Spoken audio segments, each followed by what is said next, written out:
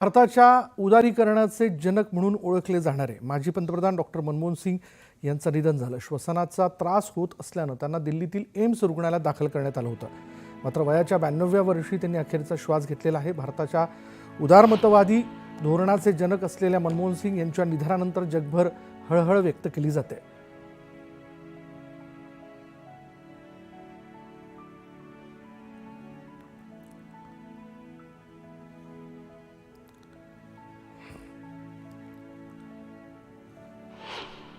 भारताचे माजी पंतप्रधान अर्थतज्ञ डॉक्टर मनमोहन सिंग यांचं वयाच्या 92व्या वर्षी निधन झाले। त्यांच्या जाण्यानं देशावर शोककळा पसरली आहे आणि त्यांचं अंत्यदर्शन घेण्याकरता म्हणून पंतप्रधान नरेंद्र मोदी देखील त्यांच्या निवासस्थानी नवी दिल्लीतील निवासस्थानी दाखल झाल्याचं कळतंय।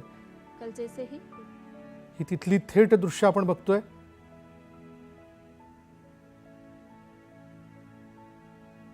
एक द्रष्टा अर्थतज्ञ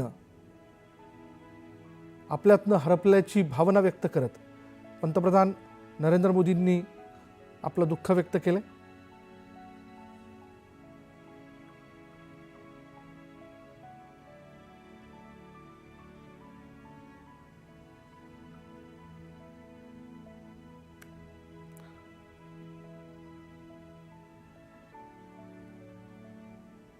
देशाचे गृहमंत्री अमित शहा देखील तिथं पोहोचल्याचं आपण बघतोय। अमित शहा यांनी देखील माजी पंतप्रधान मनमोहन सिंग यांच्या निधनाबद्दलचं दुःख व्यक्त करत त्यांना श्रद्धांजली अर्पण केली।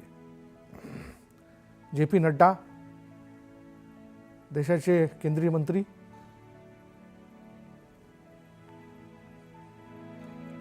एक असाधारण व्यक्तिमत्व म्हणून डॉक्टर मनमोहन सिंग यांना कायम ओळखलं गेलं। देशाची अर्थव्यवस्था दिवाळखोरीच्या उंबरठ्यावरती असताना उदारमतवादी धोरणाचा स्वीकार करत त्यांनी देशाच्या अर्थव्यवस्थेला मोठी चालना दिली।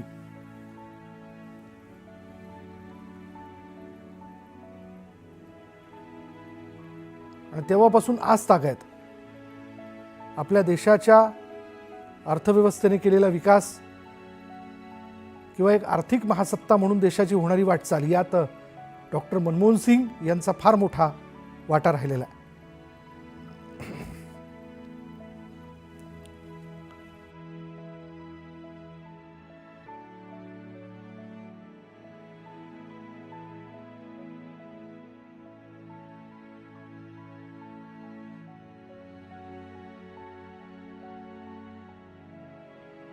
की राजकीय कारकीर्द जर आपण बघितली तर ती फार मोठी आहे।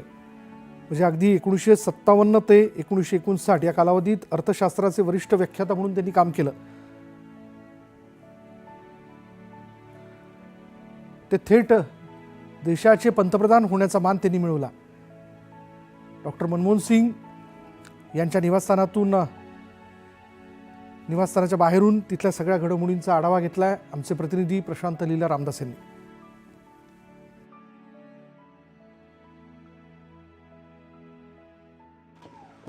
हां, पंतप्रधान नरेंद्र मोदी हे डॉक्टर मनमोहन सिंग यांचं अंतिम दर्शन घेण्याकरता त्यांना श्रद्धांजली देण्याकरता त्यांच्या शासकीय निवासस्थानी जे आहे समोर हा कॉन्वॉय आहे पंतप्रधान नरेंद्र मोदी यांचा।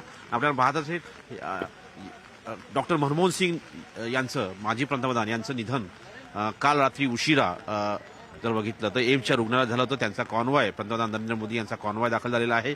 हे समोर जे निवासस्थान दिसतंय डॉक्टर मनमोहन सिंग यांचं निवासस्थान आहे।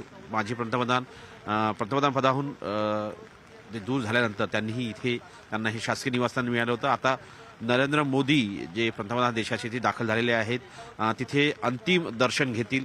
आपल्याला माहीत असेल की काल निधन झाल्यानंतर त्यांचं पार्थिव जे आहे डॉक्टर मनमोहन सिंग यांचं हे त्यांच्या शासकीय निवासस्थानी आणण्यात आलं।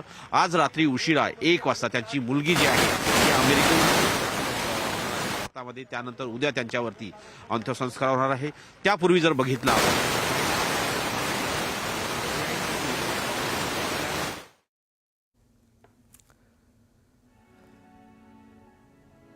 माजी पंतप्रधान डॉक्टर मनमोहन सिंग यांच्या निवासस्थानी त्यांना श्रद्धांजली अर्पण करण्याकरता पंतप्रधान नरेंद्र मोदी तिथं पोहोचले होते. अमित शहा देखील तिथं पोहोचले होते. जे पी नड्डा यांनी देखील त्यांना श्रद्धांजली अर्पण केली. आणि आता ही निवासस्थानाबाहेरची दृश्य आपण बघतोय की त्यांच्या कुटुंबाची विचारपूस केल्यानंतर, त्यांचं सांत्वन केल्यानंतर पंतप्रधान नरेंद्र मोदी आता तिथून निघालेले आहेत.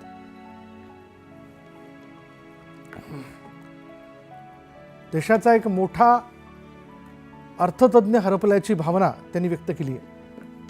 राज्यसभेत मनमोहन सिंग व्हीलचेअरवरून मतदानासाठी आले होते आणि यावेळी पंतप्रधान मोदींनी त्यांची स्तुती केली होती.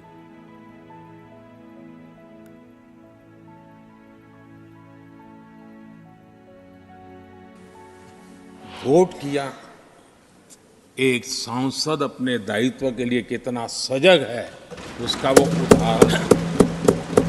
सवाल ये नहीं है कि वो किसको ताकत देने के लिए आए थे, मैं मानता हूं वो लोकतंत्र को ताकत देने आए थे। मैं विशेष रूप से माननीय डॉक्टर मनमोहन सिंह जी का स्मरण करना चाहूंगा। 6 बार इस सदन में वो अपने मूल्यवान विचारों से और नेता के रूप में भी और प्रतिपक्ष में भी नेता के रूप में उनका बहुत बड़ा योगदान रहा है। वैचारिक मतभेद, कभी बहस में छिटाकशी, वो तो बहुत अल्पकालीन होता है, लेकिन इतने लंबे अरसे तक जिस प्रकार से उन्होंने इस सदन का मार्गदर्शन किया है, देश का मार्गदर्शन किया है, वो हमेशा हमेशा जब भी हमारे लोकतंत्र की चर्चा होगी तो कुछ माननीय सदस्यों की जो चर्चा होगी उसमें माननीय डॉक्टर मनमोहन सिंह की योगदान की चर्चा जरूर होगी।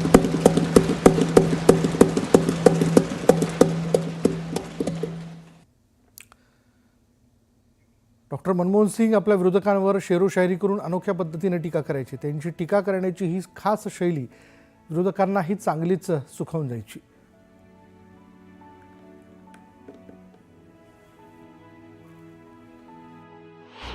हजारों जवाबों से अच्छी है मेरी खामोशी, न जाने कितने सवालों की आबरू रख ली।